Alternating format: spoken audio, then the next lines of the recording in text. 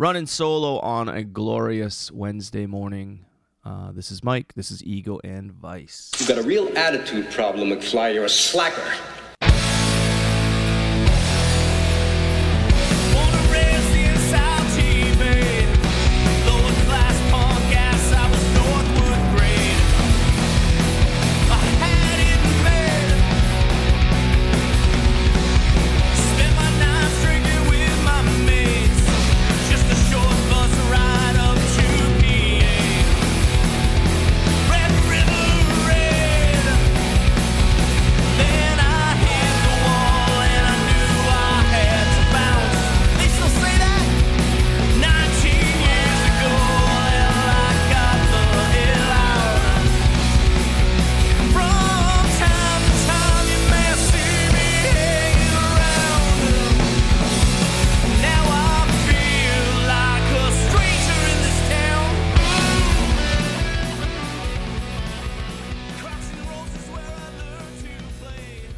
What's going down, my friends?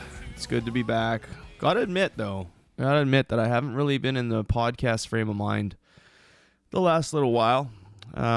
Just, sorting some shit out and, looking to get back at her. Fuck. I had a great conversation with Andy Vandal from the Riptides last week, and then had to cancel a podcast with a guest who will come back on. I won't say who it is, but but here I am. And I don't do the solo podcast very often. I don't know. Sometimes I don't really have much to say, but I think I got lots to say this time, so I might as well fucking talk about it. Yeah, so this is episode 34, solo podcast. Where to begin? I don't know. Was in Montreal for Pouzza Fest last weekend. Went down with the Riptides. Played my debut gig with the boys at Catacombs for the Pouzza Fest. And it was a fucking really, really, really rad time. The show went fucking phenomenal. The turnout was phenomenal. And there was just, it was a great buzz in the air in Montreal whenever there's Pouzza Fest. Pouzza Fest is a punk rock festival that happens once a year.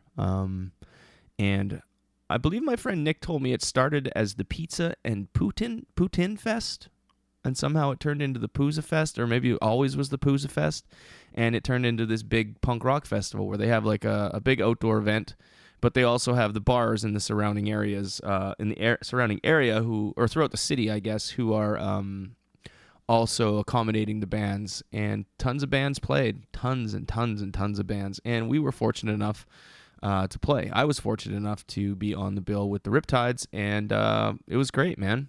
The first show, I didn't know what to expect, you know what I mean? I stuck back in the hotel for an extra hour and put my headphones on, and even though I've jammed the shit out of the songs, it's just like, I don't know what it's going to be like on stage. But I just sat there and kind of air guitared with my eyes closed, sitting in the hotel room having a beer and, just going over it, and we went up at around 11:30 and just fucking killed it. That's all I got to say. Those guys have been around for, 20 years, and they know their craft, and I was honored and fortunate enough to be part of it with them at that show. And I don't know. Fuck, man. Who gets opportunities like that, this late in the game? I guess me. But, so Montreal was fun. Ate fucking La Belle Provence twice in one day. After the gig at about 2 o'clock in the morning, we all went back to La Belle Provence, and we ended up ordering 10 hot dogs, 6 pogos, and 2 of these big giant poutine things, put it all on a tray in front of us, and proudly say that we ate all of it, except for one wiener that fell on the floor. But I thought about it, I contemplated it, but no. So if anything came out of Pouzza Fest, it's that we absolutely gorged on garbage. And we live to tell the tale. How great is that? But yeah, man, I'm looking forward to the future with the Riptides. We have a couple of shows coming up in the end of June. June 29th, it's the Rip Fest in Montreal again. And then on June 30th, the Pre-Canada Day bash, the Rip Fest. Also, our drummer Bull Tit, it's his birthday bash. And that is at a secret location. You can ask a punk and you should be able to figure it out, but I'm not spilling any details about that one. But it's going to be rad. And then I think there's a couple of scattered dates through the end of summer into early fall. And then in November, there's a tentative tour. I'm not 100% sure if it's booked 100% yet, but it's sometime in November, and it's in the States from Florida on through Texas. So it's going to be a great time. And I'm really looking forward to all that experience of just being on the road for, having a good time with the guys. Right. So super unrelated from that, I'm going to play some music, and it has nothing to do with anything. It's just shit that, you know what? It's just shit that I want to hear today. I don't have any really local stuff to play. I haven't looked through my notes or nothing like that. So fuck it. I'm just going to play the way I'm feeling these days, which has been interesting. And I'm just going to fucking play what's on my mind, what makes me feel better or worse. So I guess take that. Right? I think I'm having a heart attack. I've done too much of what I shouldn't have done. If I could, I would take it back. Wide awake in a lot of pain, thinking I might not see the next day end, hoping that I got it in me to see this through. I say things that I can't take back. I torch bridges while I attack them, compensate by laying myself out flat. I just hope I live long enough to be able to see you again. I hope I don't have to suffer the night without you at the end. I hate every second of the goddamn day. Give me anything you got, I don't care. It's all the same. I need something to take so I don't feel anymore. Need something stronger than the night before. I need it before it's too late. When it hits me hard, I don't even have a choice. I'm screaming so loud I can't hear my own voice. Just make it go away. And I'll just focus on trying to breathe. And I'll just focus on trying to breathe. And I'll just focus on trying to breathe. And I'll just focus on trying to breathe. Feels like I'm having a heart attack. I've done too much of what I shouldn't have done. If I could, I would take it back. I just hope I live long enough to be able to see you again. I hope I don't have to suffer the night without you at the end. I hate every second of the goddamn day. Give me anything you got, I don't care. It's all the same. I just hope I live long enough to be able to see you again. I hope I don't have to suffer the night without you at the end. I hate every second of the goddamn day. Give me anything you got, I don't care. It's all the same.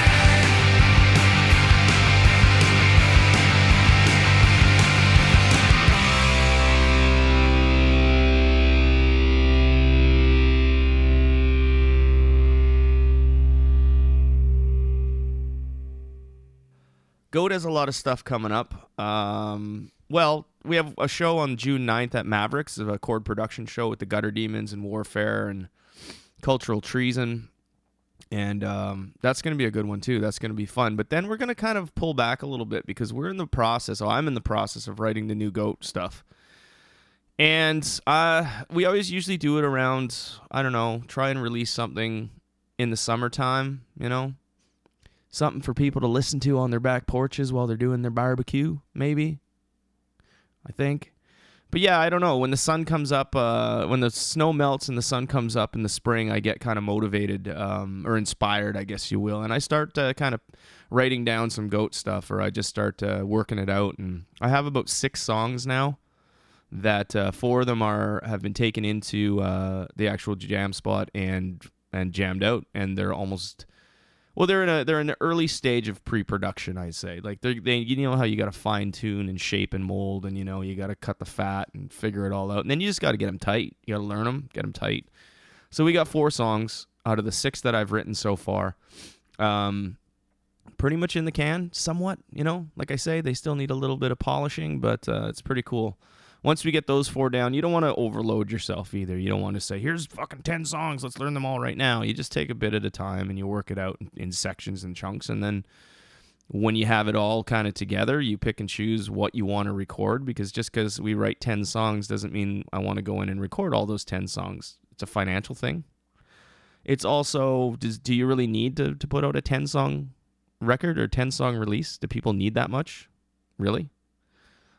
And I think the last one we released last June was Goat X, and I think I had about 7 songs written for that, and we ended up just doing 4.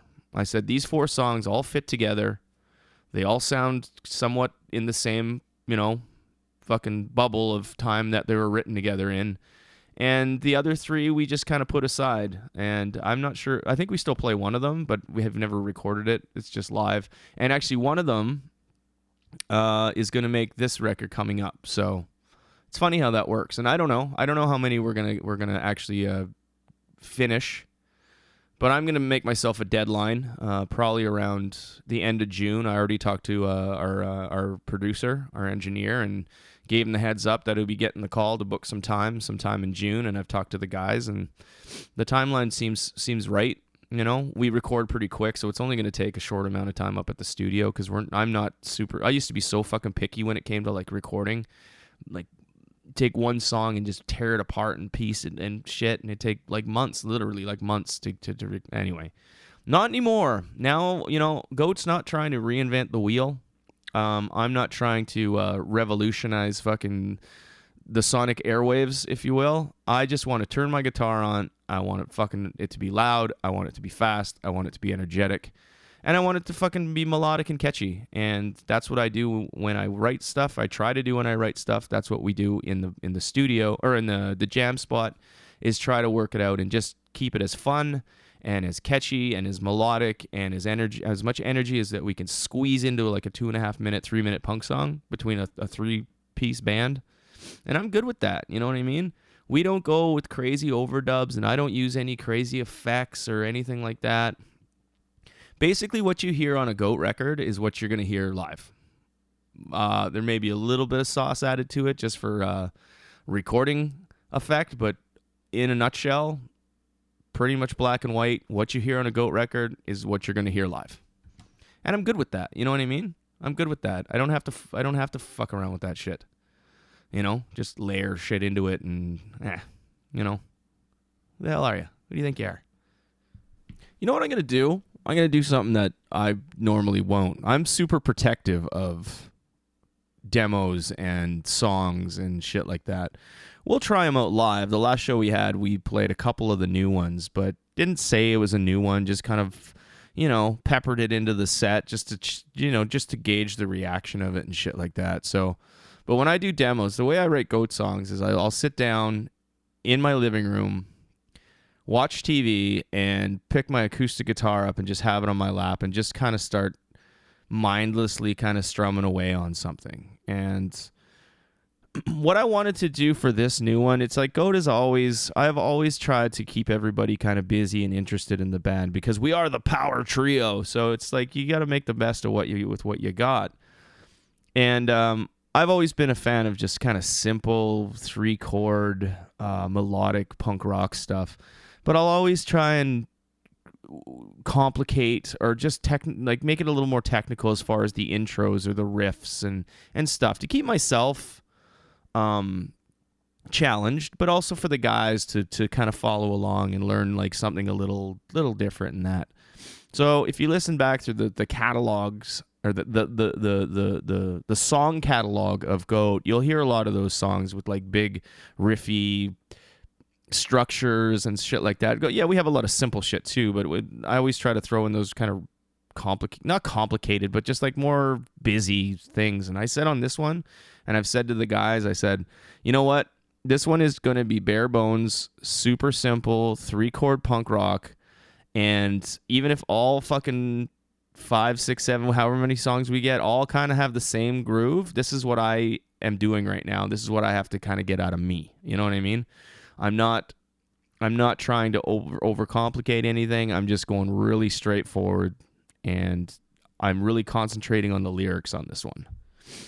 Telling stories, I suppose. Stories of my life. As I get older, I don't know what to talk about anymore, like with music. Like, I'm not a super political guy. Goat has never been super topical when it comes to like politics or what's going on in the world and war and peace and all that shit. I don't know. It's always been about how I'm feeling, I suppose. But still, it's just kind of stuff, generic at times, or just interpret what you want from it. But this one, for lyrics, I just went straight from my fucking guts and just said, I'm going to write exactly what's in my brain right now. And if it comes out kind of dumb, I don't care. I'm just going to do it. And you know what? Who the fuck, for the 27 people that are going to listen to it, who the fuck cares? I hope they like it, because I know I like it. And, it's harder. It gets harder and harder to write lyrics for me the older I get. Just because I say to myself, like, what do I even want to talk about? I'll never cross a line to the point where it's just like I'm writing a love letter to somebody, where it's all, I don't know, just too much, you know what I mean? This is all just stuff that's in my brain. So what I'm going to do, I tell you what, if you humor me, unprecedented for me, but I'm just feeling very open right now. I'm feeling open. I feel like giving, because I'm a giver. I'm a giver. It's what I am, fuck. I'm a fucking giver. I am going to play a demo that I recorded of a new Goat song. It's just acoustic. It's done really fucking rough, but it'll give you kind of a bit of an idea of what the new Goat stuff sounds like. Keep in mind that it's going to have the fast drums and the heavy fucking shit behind it, but you're going to get a bare bones fucking song from me, from Goat. Cool. All right, let's do it. I might regret this later, but what the fuck is this song called? Working title is Long Way Home. All right, this is super raw demo new Goat. Okay, cool, man. Long Way Home demo.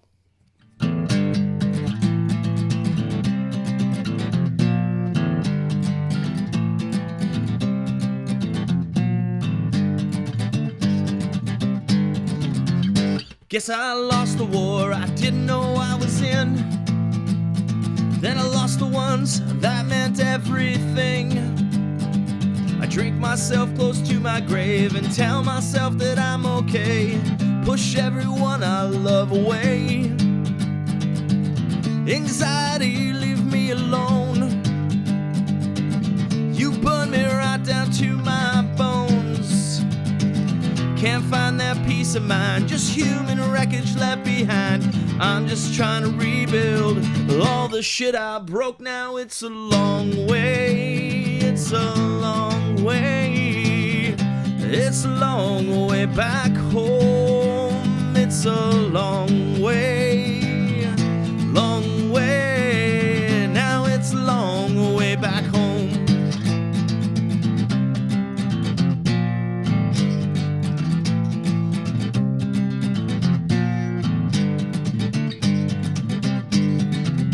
And I'm so tired of feeling sick every day and scared that it will never go away. And all my friends reach out to me, but at arm's length it's hard to see what they're really trying to say. Alcohol, leave me alone. You soak me right down to my bones. Can't find that peace of mind, just human wreckage left behind. Now I'm just trying to rebuild and all the shit I broke. Now it's a long way, it's a long way. Now it's a long way back home. It's a long way, long way. It's a long way back home. And on my ego I just choke. everything like a fucking joke. How far did that get me? The bottom tastes like apathy. I'm just trying to see the light through the ashes and the smoke. Now it's a long way, a long way. Now it's a long way back home, a long way, a long way. Now it's a long way back home. Now it's a long way, a long way. Now it's a long way back home. It's a long way, a long way. Now it's a long way back home.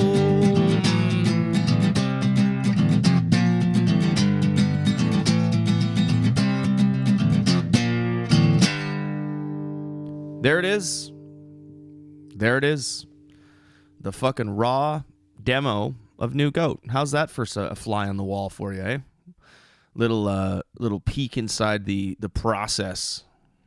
Anyway, I don't know. It was fun. If you like it, it's cool, man. It's gonna sound way different when it's fucking done. But shit, I don't know. I'm feeling crazy today. It's crazy. It's a crazy fucking day. I've lost my mind. I'm doing shit I never do. But hey, man, sometimes you hit a wall in life and you have to do different things. You know, you got to fucking get punched in the fucking face, and then you got to pick up your fucking teeth. How's that? And sometimes fucking those teeth, some of them are stuck under the fucking couch, and you got to reach under there really far and stretch. And fucking the mouse under the thing will bite you in the hand, and you'll fucking stick your finger in a staple under the couch, but you'll get that. You'll get it. You'll be all right. So that's what I'm doing right now. I'm picking up my fucking teeth. Cool.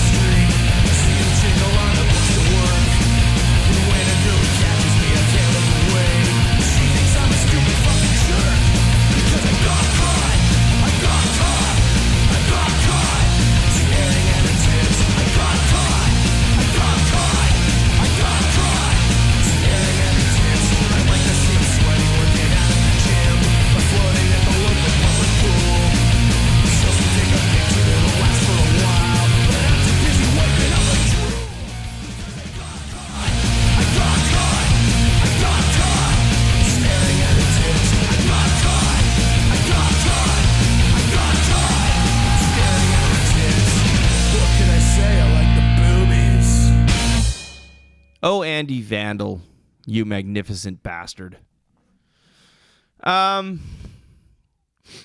of the things this podcast has kind of done for me over the course of the last 8 months I've been doing it, it's like an outlet to just kind of voice, you know, to separate myself from the world and you know, and bring in people and talk to them and hear about their stories. I like having conversations with people. I like to learn what they're up to, where they came from and stuff like that. But through the course of the podcast, I've always, outside of just like the on-air stuff, everyone that I've reached out to and has been so supportive, I always send a message and say, if you have any questions or if you have anything you want to send me, send it my way. You know what I mean? I'm not a fucking therapist. I'm not a psychologist. I'm not a fucking doctor. I'm just a guy who, in the 4 decades I've been fucking spinning on this planet, you know, have gone through some shit myself. I deal with a lot of anxiety issues. I deal with depression. I deal with I'm undiagnosed fucking ADD. I'm sure of it. And I'm not just trying to like pile this on myself to say, oh yeah, you know, these are all my issues because it just sounds fucking super trendy and shit. But mental health nowadays is so important, and it's so in the forefront of people. It's like, it's okay to talk about it. It really is. And I encourage people to write in because of the influence. The reason why I started this podcast was because of a guy named Ryan Young in Chicago, from the band Off Their Heads, and he has a podcast called Anxious and Angry, and you should really check it out. And he deals with a lot of mental health issues, and he just tries to give advice to people like a layman's term, not a professional opinion, but more of just like, hey, dude, I feel you, I've been there, and stuff like that. And if I can give back at all, as much as people have given me to keep this podcast going for the last 8 months, if I could do anything, I'm willing to do it. And over the last 8 months, I've gotten maybe, I don't know, 5 or 6 emails, which, a lot of it is just like, hey, what happens if I break up with my band and then I need to, do this? And I appreciate those questions, but they don't really need to be answered on air. But I actually got an email from someone who enjoys the podcast, which is, kind of beyond that. And if I can do anything to give back or help out in any way, or just give my 2 cents worth, I will. And once I got this email, I asked her, I talked to her kind of off air, and I said, do you mind if I read this on the air and just kind of talk about it? And she said, well, that's kind of the reason why I sent it in. So I'm going to kind of break the mold as far as Ego and Vice goes, and I'm going to kind of see what I can do with this. And hopefully, if you listen to this and you hear some similarities or some familiar things that maybe you've gone through and you could give some advice, you can always contact me, and I can put you in contact with her.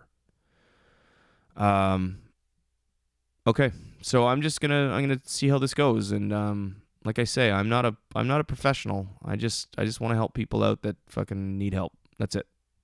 Okay, so I'm just gonna read this email and see how it goes. She writes, "Hey dude, you said we could write in and ask you questions or advice or whatever, and I'm already a couple beers in, so what the fuck? I've been crashing in California for the last month on my ex's couch. We were on again and off again, trying for a number of years, but we're off for good now." Sorry, I can't fucking read. "And happy to just be friends, or so I thought. I've been partying super hard, fucking smashing beers, weed, and coke into my body. Why the fuck not? And picking up the occasional guy. But in the last couple of weeks, things have gotten super fucked up with my ex. I'm not going to go into super graphic detail because it's super TMI, and it also makes me want to puke. But one night I passed out on my ex's bed after a night of partying. I woke up in the middle of the night with his fucking face between my legs and his hand on his dick. I freaked the fuck out. Fucking hell. I freaked the fuck out, but was too shocked and scared to say anything. Eventually he finished, pet my hair, and laid down and fell asleep. What the fuck? I confronted him the next day, calling him out on the fact that he sexually assaulted me, and the motherfucker has the nerve to say, I just looked so beautiful, and he couldn't help himself. So I basically tell him what he did was super fucked up and not okay, and don't you ever do anything like that again. Blah, blah, blah. Couple days later, I pass out in his room again. This time I wake up and it's worse. It's so much worse. I feel sick. I confronted him again, and he had the fucking nerve to say he was still in love with me. He's still in love with me, so he fucking rapes me in my sleep. Plus, I found out that he may have assaulted another female friend of his. I was with this guy on and off for years, and now not only has he raped me more than once, he might actually be a serial fucking rapist. I hate this. His roommates are amazing, and I love being in California.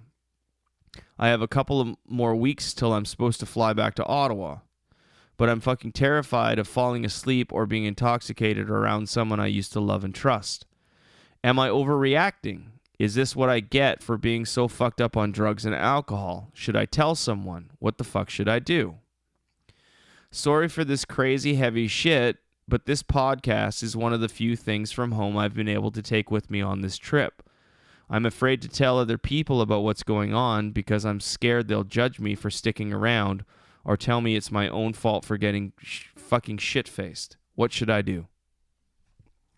That sucks. That's a terrible situation to be in.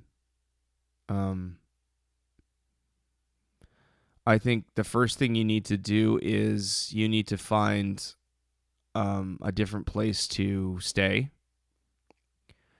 You need to get some separation away from the person that nobody should be. If that's like the home you're living in, it's still the place that you need to, you hang your hat and you call home. It's when you're living with friends or with people or even like an ex-boyfriend, it's like you need to know that you can be safe in any surrounding you're in. You can't just live your life knowing that something as simple as like falling asleep is going to cause, someone's going to take advantage of that. I think you need to realize like what you're doing there. Like California, yeah, it's great and you're out partying and stuff like that. And everybody wants to, have a good time and live their life when they're younger, or I don't know. But maybe the drinking and the drugs, you need to try and find the best way you can to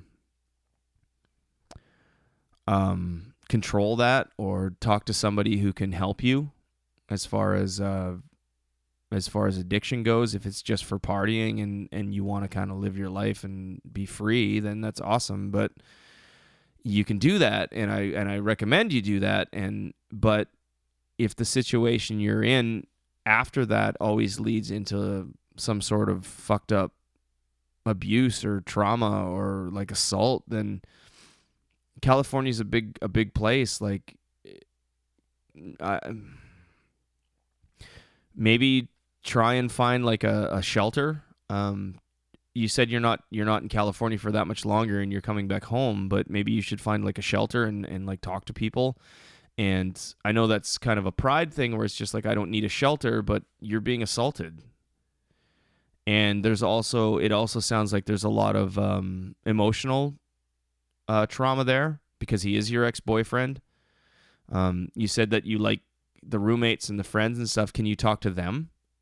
Can you let them know what's happening at least? Are they aware of it already? Are they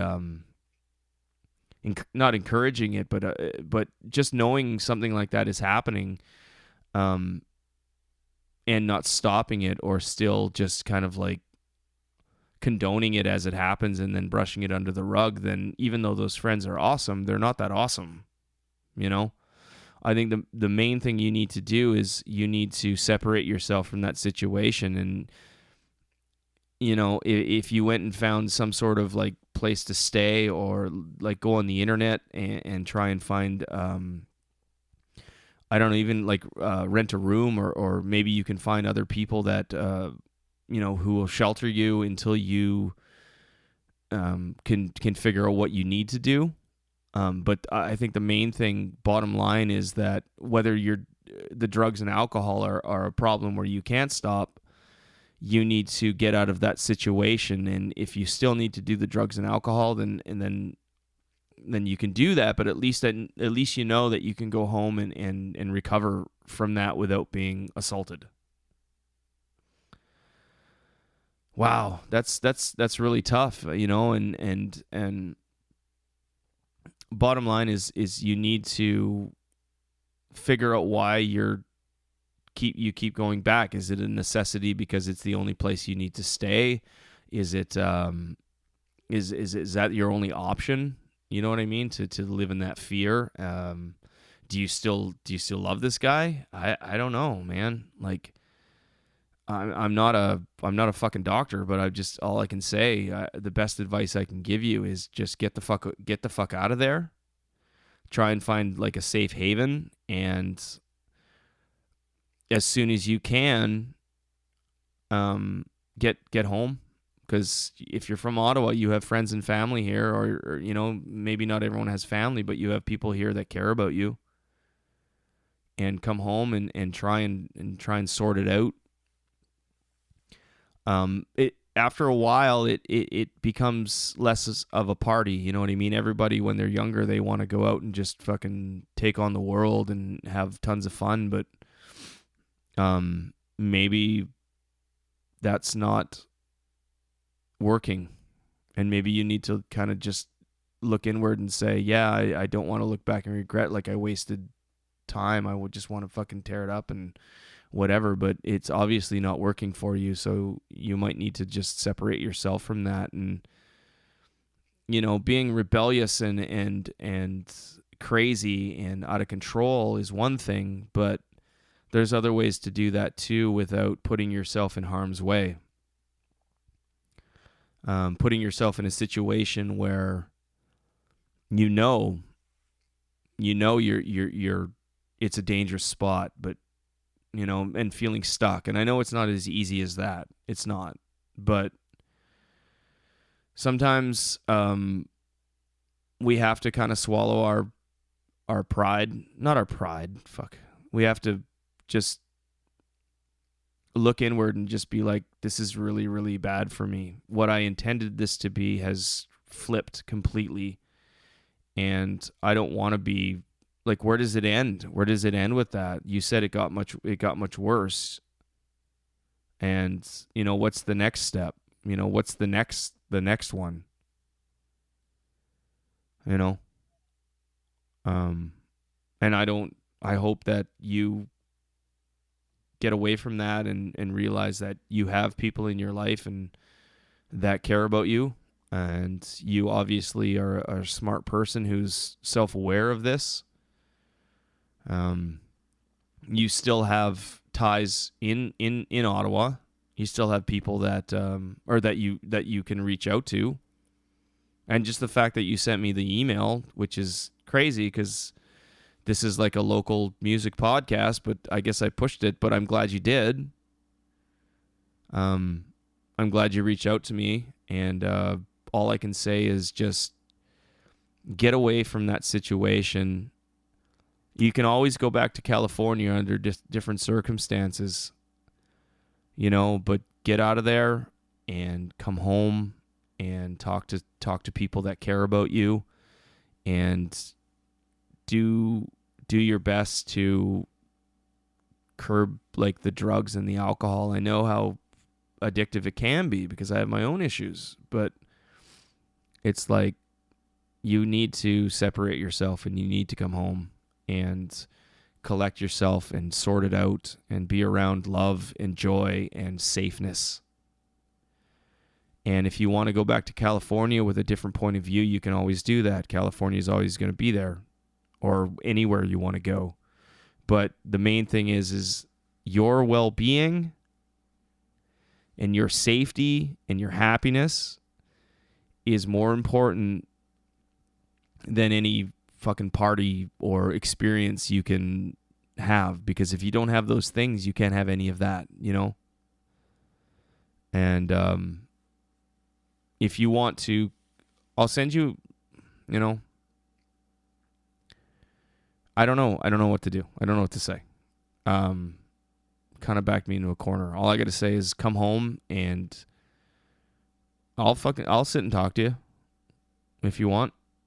Come down here and I'll sit and talk to you. We can talk it out. It's all good, but you need to take care of yourself and you need to think long term and or not even long term, just immediately, and just be like, this is unsafe for me and you need to come home. Come home. That's it. If you feel like you have nobody, you can fucking come hang out here and we'll have a beer and we'll talk it out. So I wish you the best and don't be shy to contact me. Don't feel like you can't, because you can, because you already did this. And if this fucking podcast is something that connects you to home, then I won't stop there. I will do whatever I can to make sure that you're okay. So feel free to call me or contact me or email me or something. And when you get home, like I said, just fucking swing by and we'll talk about it. You're going to be all right. You know what I mean? You just have to get out of that scene. You have to get out of that environment, and it'll be all right.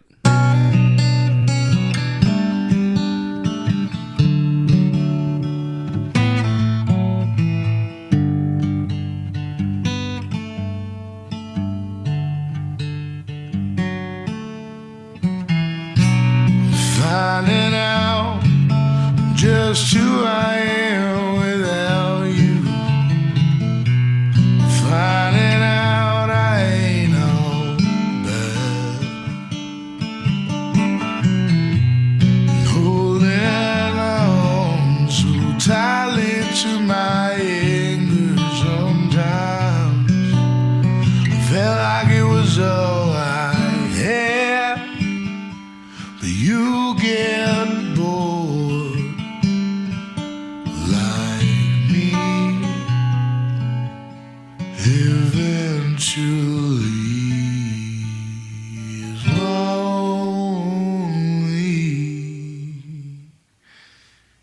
Blame it on the open road for swallowing me whole, for not taking us both down a rabbit hole. And no one ever wants someone they love to ever go.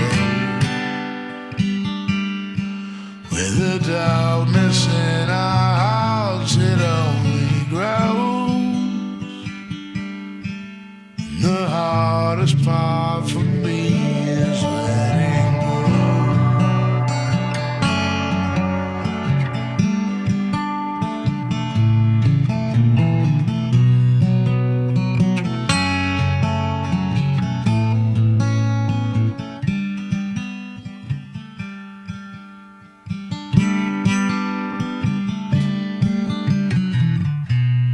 I can't see any other way we can get around the elephant in this room.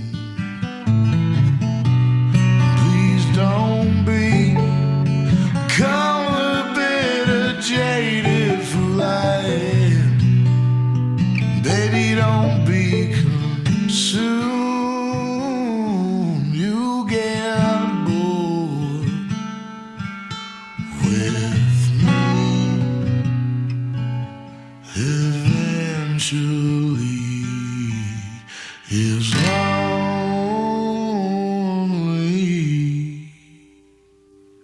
Blame it on the open road for swallowing me whole, for not taking us both down a rabbit hole. When no one ever wants someone they love to ever go.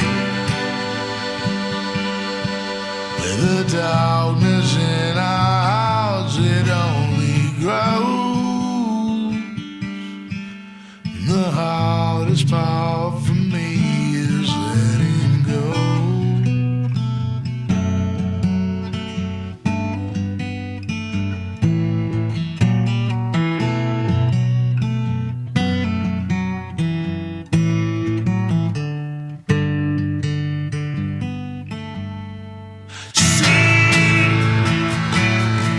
Never a chance to be but unhappy if it was up to me. Free, the hell that even mean? It's something I've never seen. To be free.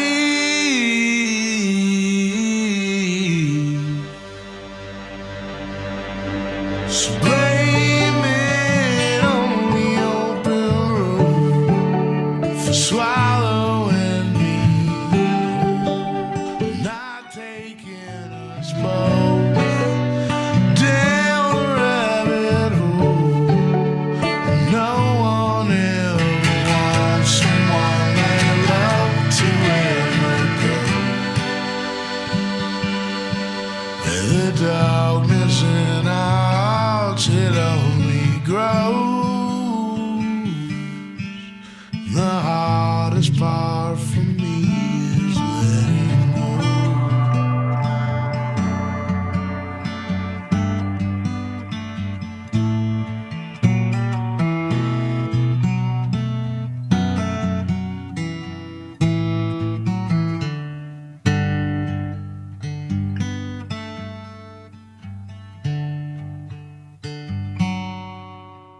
Okay, we're going to wrap this up. This has been episode 33 or 34, of Ego and Vice. I started this podcast just to promote like local stuff, but hearing that, it's like I have this platform to talk to people, and I guess people listen, which is awesome. But I want to say to anybody out there who listens to this, if you have anything that is, I don't know, inside of you that you want to talk about, just send me an email. Just reach out, and I'll, we all go through like some crazy shit in this life. We do. And sometimes maybe just a voice will make you feel better. I don't know. Make us both feel better. But you can always reach out to me and send me a message at eagleandvice@gmail.com. That's it. I'm not going to promote the website too much. Just reach out and let's talk about it, because life can be fucking tough, man. And if I can use this to help anybody, I will. So please do. I'll listen, and I'll sit and I'll talk to you. We'll see you next week. You've got a real attitude problem, McFly. You're a slacker.